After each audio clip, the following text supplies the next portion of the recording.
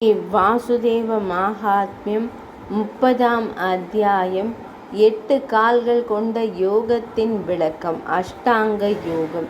குறிப்பு: இந்த அத்தியாயம் பதஞ்சலி முனிவரின் யோக சூத்திரங்களை அடிப்படையாக கொண்டது. ஸ்கந்தன் கூறினார். வாசுதேவரை இந்த வழியில் வழிபடும் முறையை கேட்ட நாரத மாமுனிவர் மகிழ்ச்சி அடைந்தார். அவர் மீண்டும் முனிவர்களின் உயர்ந்த குருவிடம் உரையாற்றினார். நாரத மாமுனிவர் கூறினார், சிறந்த பலனை, அதாவது சம்சாரத்திலிருந்து விடுதலை வழங்கும் கிரியா யோகம் உங்கள் இறைவனால் முறையாக தெளிவுபடுத்தப்பட்டுள்ளது. சித்தி மோட்சம் விரும்பும் நபர்கள் இதை ஒருமுகப்படுத்தப்பட்ட மனதுடன் பயிற்சி செய்ய வேண்டும்.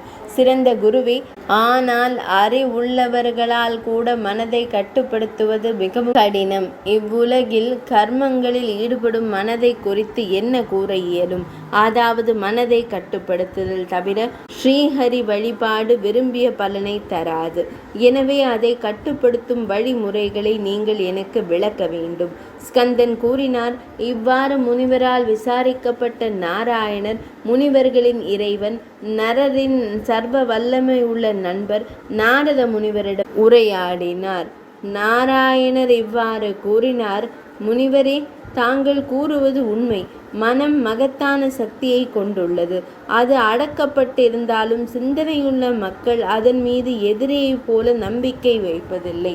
உடல் படைத்த மனிதர்களை பொறுத்தவரை மனதை போன்ற எதிரி இல்லை. ஸ்ரீ மகாவிஷ்ணுவை தியானிக்கும் யோக பயிற்சியின் மூலம் அது குறைபாடுகளிலிருந்து விடுபட்டு அமைதியாகிறது. அடக்கப்படாத குதிரையைப் போல அதை கட்டுக்குள் கொண்டு வருவது மிகவும் கடினம் என்பதால் உலக இன்பங்களில் வெறுப்பு கொண்ட மனிதர்களால் உறுதியான நல்லொழுக்க வழிமுறைகளால் அதை கட்டுப்படுத்த வேண்டும். இதற்காக பல வழிகள் உள்ளன. ஆனால் அவற்றில் துறவிகளின் பார்வையில் அஷ்டாங்க யோகம், 8 அங்கங்களின் யோகம் பயிற்சி மிக முக்கியமானது மற்றும் உடனடி பலனை தருகிறது. பிராமணரை யமம் தார்மீக கட்டுப்பாடுகள், நியமம் தன்னார்வ மத அனுசரிப்புகள், ஆசனம் உடல் தோரணைகள், மூச்சை கட்டுப்படுத்துதல், பிரத்யாகாரம் இன்ப பொருள்களிலிருந்து விலகுதல், தாரணை மனதை ஒரு பொருளில் நிலைநிறுத்துதல், 7வது அங்க தியானம் சுருக்கமான சிந்தனை மற்றும் சமாதி உயர் ஆன்மாவில் மனதை முழுமையாக உள்வாங்குதல், 8வது இது யோகத்தில் தொடர்ச்சியான படிகளின் வரிசை. அவற்றில் அகிம்சை, பிரம்மச்சரியம், உண்மை, திருடாமை மற்றும் ஆக்கிரமிப்பு இல்லாமை, இந்த 5 யமங்கள். அவை முயற்சியுடன் பயிற்சி செய்யப்பட வேண்டும். தூய்மை, தவம், மன நிறைவு, வேதங்களை படிப்பது மற்றும் ஸ்ரீ மகாவிஷ்ணு வழிபாடு, இந்த 5 நியமங்கள் 2வது அங்கத்தை உருவாக்குகின்றன. உடலின் நிலையற்ற தன்மையை கைவிட்டு ஸ்வஸ்திகா மற்றும் பிற ஆசனங்களைப் போல ஒரு வசதியான நிலையில் பராமரிப்பது ஆசனம் என்று அழைக்கப்படுகிறது. மேலும் இது எதிர் இணைகளிலிருந்து, அதாவது இன்பம் மற்றும் துன்பம் போன்றவை, மன துயரத்தை வெல்லும். ஆன்மீக குரு அறிவுறுத்திய முறையின்படி எல்லா இடங்களிலும் அலைந்து திரியும் முக்கிய சுவாசங்களை ஒரே இடத்தில் வைத்திருப்பது பிராணாயாமம், மூச்சு கட்டுப்பாடு என்று அழைக்கப்படுகிறது. காற்று, அதாவது முக்கிய சுவாசம் நிலையற்றதாக இருக்கும்போது மனம் நிலையற்றதாகிறது. அதாவது உயிர் மூச்சு நிலையாக இருக்கும்போது மனம் நிலையாகிறது. இதை எப்போதும் பூரகம், மூச்சு, கும்பகம், அதாவது உள்ளிழுக்கும் காற்றை பிடித்து கொள்ளுதல், ரேசகம், வெளியேற்றம் மூலம் தூய்மையான இடத்தில் பயிற்சி செய்ய வேண்டும். மனதை பின்னோக்கி இழுப்பதும் புலன் உறுப்புகளை அந்தந்த பொருள்களிலிருந்து இயக்குவதும் பிரத்யாகாரம் எனப்படும்.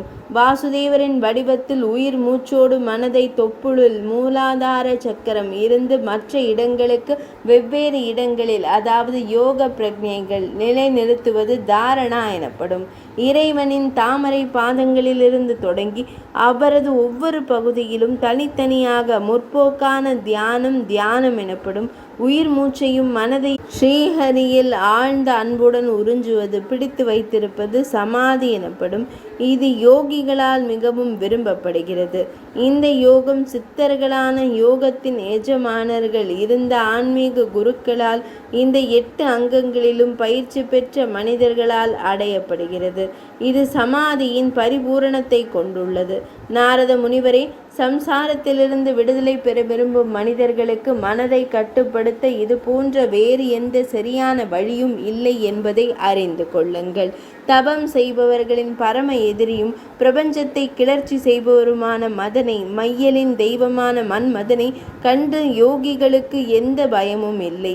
யோகத்தை அறிந்த ஒருவர் வரவிருக்கும் தீய நேரத்தை தவிர்த்து உள்ளே நுழைவதன் மூலம் தனது உடலை முற்றிலும் சுதந்திரமாக விட்டு விடுகிறார். இது சமாதி. தனது 2 குதிகால்களாலும் ஆசனவாயை அழுத்தி 2 கால்களுக்கு இடையில் படிப்படியாக உயிர் மூச்சை இழுத்து அதை மரண நிலைக்கு, மிருத்யுவிற்கு கொண்டு செல்கிறார். கேசவனை மனதால் தியானித்து 6 எழுத்துக்கள் கொண்ட மந்திரத்தை, அதாவது கேசவாய நமக என்பதை எப்பொழுதும் கூறி அவர் தனது உயிர் மூச்சை தனது உடலில் பிரஜாபதியின் நிலைக்கு, தனது சொந்த உடலில் கொண்டு செல்கிறார். யோகத்தை அறிந்த ஸ்ரீ வாசுதேவரின் பக்தர் தொப்புள், இதயம், மார்பு, தொண்டை மற்றும் புருவங்களின் நடுப்பகுதி வரை சுவாசத்தை இழுக்கிறார். உடலின் இந்த பாகங்கள் மூலாதாரம் முதல் ஆக்ஞா சக்கரம் வரை உடலில் உள்ள பல்வேறு யோக லக்ஷணங்கள், சக்கரங்களை குறிக்கின்றன.